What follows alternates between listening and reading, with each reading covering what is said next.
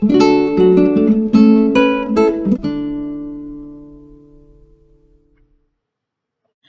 friends, welcome to Chemistry Travels. This is the fourth video of the CTQ series and today's question is from IIT JAM 2006 paper. So the question says that after the interchanges of groups in the Fischer projection of 2-bromobutane, the configuration of X and Y will be which of the following four options? So to do this question, through this question, let's move to the concept of R&S configuration or R&S nomenclature, where we learn about the famous CIP rule to predict the nomenclatures for the various compounds. Now look, here we have the same compound and its mirror image. One is the compound and the other one is the mirror image. Now what is the name of this compound? This compound is 1-chloroethanol. So the one I have on the left side is also 1-chloroethanol and the one on the right side that I have, which is the mirror image, that is also 1-chloroethanol. How do we differentiate between the two? They are enantiomers.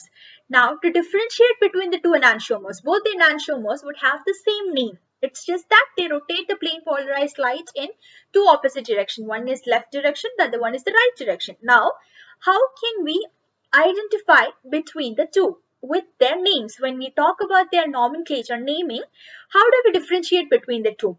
For this purpose, for naming the stereoisomers or the enantiomers, we can use the R and S nomenclature. Okay, that's why we use this nomenclature basically. Now, let's look at certain structural representation of compounds in organic chemistry. Like I've taken the example of butane here. So if I have butane, if I have my compound to be butane, means there are various ways in which I can represent my butane. These are all the different ways in which I can represent butane.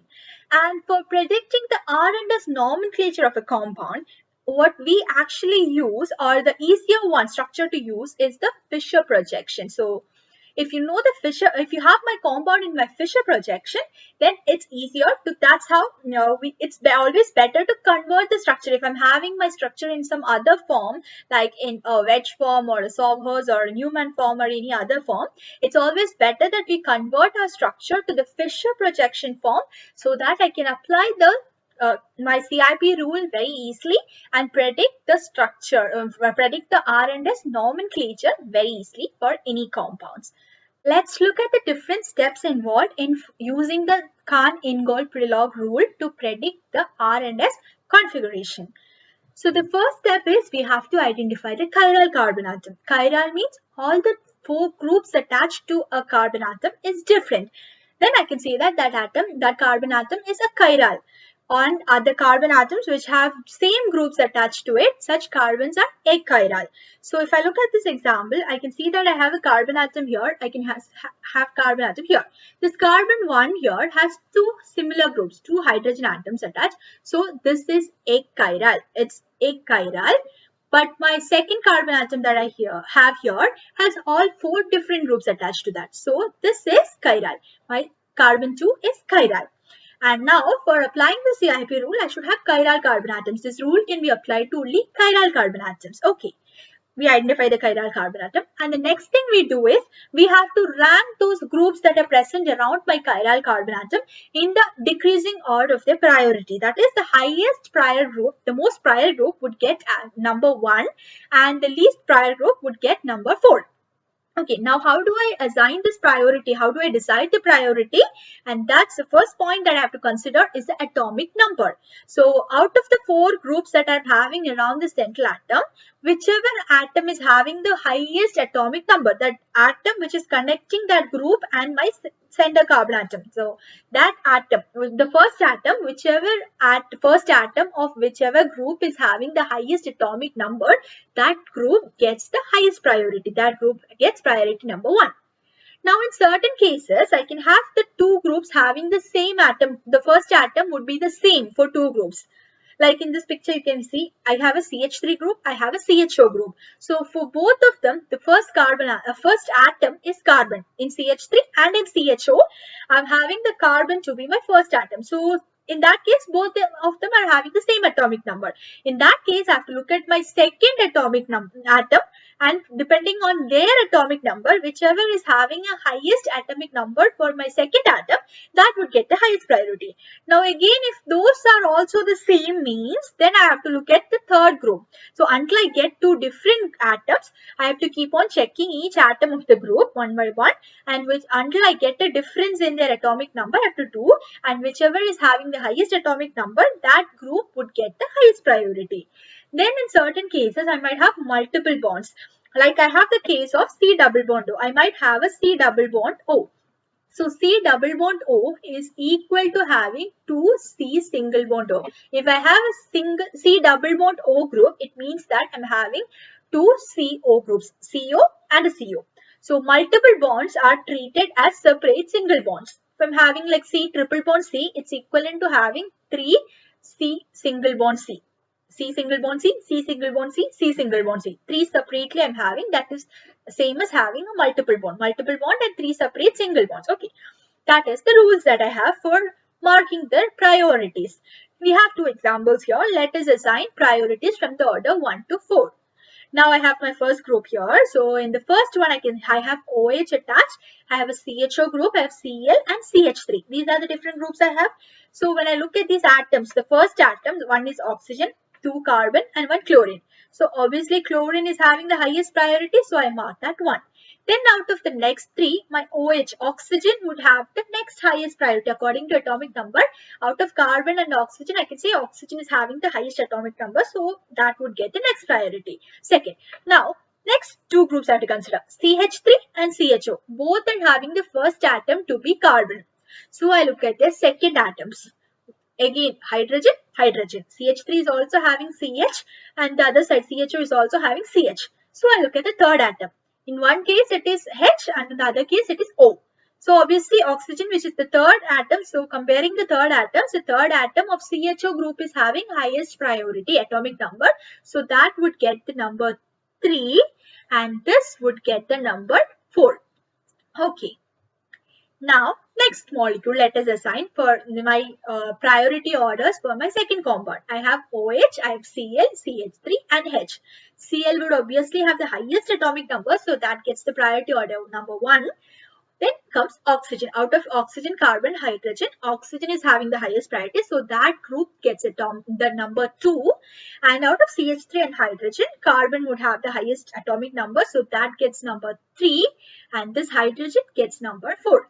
Now we found the chiral carbon atom, we assign the priorities also. Now let's move to the last point. Last point is, generally if my least prior group is on the vertical line, I have vertical lines, groups on the vertical line, I have groups on the horizontal line. If my least prior group, the fourth prior group is on the vertical line, then that's the normal case. In that case, my clockwise is R and anti-clockwise is S. That's a general case. That is, clockwise and anti-clockwise means from group 1 to group 4, I am rotating. I am moving from group 1 to group 4, and when I move, if my movement from group 1 to group 4 is in the clockwise direction and my least group is in the vertical position. So normally if my rotation is in the clockwise direction, it is R, and if when I move from group 1 to group 4, if my movement is in the anti-clockwise direction, generally it is S. But in certain cases, if my least prior group, instead of being on the vertical line, if my least prior group is on the horizontal line, if it's lying like this, instead of being like this, if it's in the horizontal line, either this end or this end, in that case, I can say that the reverse of it takes place. That is, clockwise becomes S and anti-clockwise would become R. The reverse of normal thing would happen. Now, let's look at these two examples where we marked 1, 2, 3, 4. Now, here we can see that in the first case that I have here, I'm moving from 1, 2, 3, 4. So 1 is here, 2 was here, 3 was here and 4 was here. So which means that I have to move in this direction. This direction means it is the clockwise direction that I'm moving. So in this case, I'm moving in the clockwise direction. 1, 2, 3, 4. So I'm moving in the clockwise direction. So clockwise means generally it should be R according to the rule. But now I have to check if my least prior group is on the horizontal line or the vertical line. Here in this example, it's on the vertical line. It's not on the vertical line, sorry, it's on the horizontal line. So if it's on the horizontal line, then I have to reverse it. Clockwise would become S. So for this example, it's S configuration. Now let's come to the second example. So this was my second example here. Let us just write it here. 1 was here, 2 was here, 3 and 4. So I have to move 1, 2, 3, 4 means in this direction. What direction is this? This is anti-clockwise direction that I'm having. So this is an anti-clockwise direction that I'm moving. Anti-clockwise direction means generally we should have S. Now, where is my least prior group? Least prior group is on the vertical line, this vertical line. So since it's all on the vertical line, I don't have to invert the configuration. So it will remain as S itself. So this is how we give the nomenclature R and S based on CIP rule. Understood? Let's look at this case. Here I have my compound in the wedge form. So I can convert this wedge form to the Fisher form and do this question. So this is one method, or I can leave it in the wedge form itself and do the question. So now if I'm leaving it in the wedge form itself and doing, the rules are all the same. I have to identify the chiral center, then I have to mark the priority of the groups in the decreasing order. Then if it is clockwise rotation, then that would be R, and anti-clockwise means that would be S. But in Fisher projection, it was that I had this vertical and horizontal lines where groups on vertical position and groups on horizontal position. But in wedge form, I don't have this vertical horizontal. So how do I know if I have to just write clockwise is R and anti-clockwise is S, or whether I have to invert it? So in that case, we have another rule which says that my least prior group, the fourth priority group, if it is a solid wedge, in my wedge diagram, if my least prior group is a solid wedge, it means that it's equivalent to having the group in the horizontal form. In Fisher projection, I have a group in the horizontal form that is equivalent to having my least prior group in the solid wedge form. Okay, so which means that I have to invert the configuration. If I'm having the least prior group in the solid wedge form, the dark wedge form, it means that it is equivalent to having my least prior group in the horizontal line. So in that case, I will have to invert the configuration. That is, clockwise would become S and anti-clockwise would become R, the inversion of the normal one. Now here, let's just try this example. So I have two groups here. So I have a group carbon 1 here and another chiral carbon atom 2 here. So considering the chiral carbon atom 1, I have different groups attached to this. So first one is based on their atomic number. I have to mark the priority. So based on the atomic number, COOH group would get the highest priority. Then considering the next three group, one group is that this whole side, the second carbon atom with that second chiral carbon atom and that groups attached, that whole thing would act as one group.